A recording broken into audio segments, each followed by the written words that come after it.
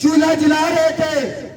آج وہ دن آ گیا ہے کہ آپ کے جو لوگ جو غریب لوگ ہیں جن کو 1000 روپیہ دیہڑی ملتی ہے ان لوگوں کا کیا قصور ہے؟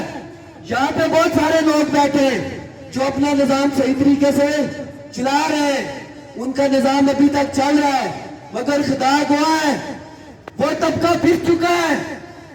لوگوں کو ایک ٹائم کھانے کے لیے نہ ان کے پاس آٹا ہے, نہ ان کے پاس بجلی کے بل دینے کے لیے, نہ اپنے بچوں کی وہ فیسیں دے سکتے ہیں.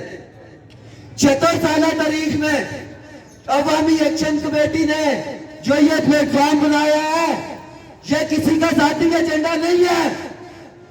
یہ ایجنڈا سستی بجلی, سستا آٹا, وزراء اور افسران کی مراد کا خاتمہ ہے.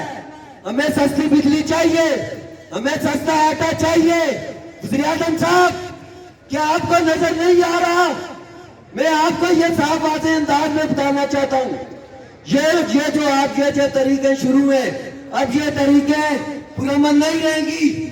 کوئی ناراض ہوتا ہے ناراض ہو, مگر یہ صاف واضح بات ہے کہ انشاءاللہ تعالی شوکت نواز میر صاحب پونچھ اور میرپور ڈویژن کے لوگ حکومت کے ساتھ رابطے میں ہیں.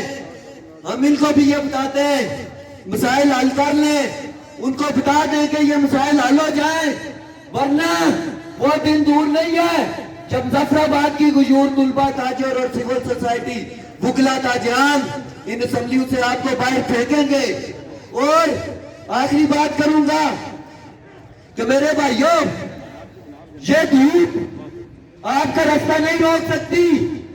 یہ تو کچھ بھی نہیں ہے.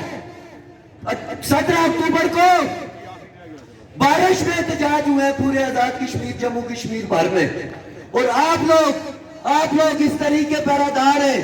شوکت نواز میر نے الیکشن نہیں لڑنا, نہ کسی عوامی ایکشن کمیٹی کے نمائندے نے الیکشن لڑنا ہے, مگر ان حکمرانوں کو, ان نام ممبران اسمبلی کو یہ میں باور کرانا چاہتا ہوں کہ اگر آپ عوام کے مسائل حل نہیں کر سکتے تو انشاءاللہ تعالی وہ دن دور نہیں ہے کہ جس ٹائم تمام لوگ آزاد کشمیر بھر کے بیٹھ کے آپ کا یہ الیکشن بھی بائیکاٹ کریں گے, اور آپ